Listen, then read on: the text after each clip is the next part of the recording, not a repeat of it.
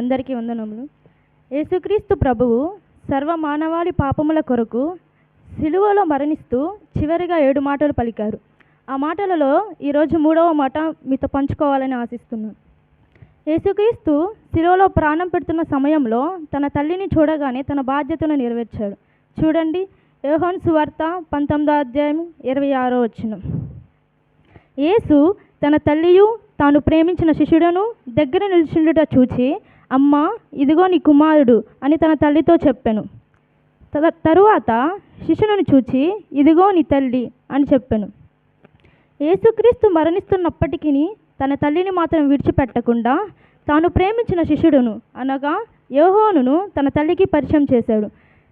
ఈ లోకంలో ఎంతోమంది దేవుని ఎరగని బిడ్డలు తాగి తిరిగి జీవిస్తున్నారు.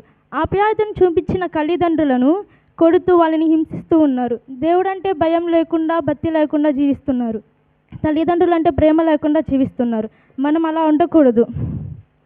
ఇలాంటి వారు మారాలని ఆనాడు యేసుక్రీస్తు సిలువలో విలువైన మాటను పలికి ప్రతి ఒక్కరూ దేవునిలా బతకాలి, దేవునిలాగా జీవించాలని తెలియచేశాడు. దేవుడు తన తల్లిని మరణం వరకు ప్రేమించాడు. మీరును అలానే ప్రేమించాలి మీ తల్లిదండ్రులను. ఈ మాటలు చదువుతున్న ప్రియ దేవుని సంగమా, నీ తల్లిదండ్రులు నీవు హింసిస్తున్నావా?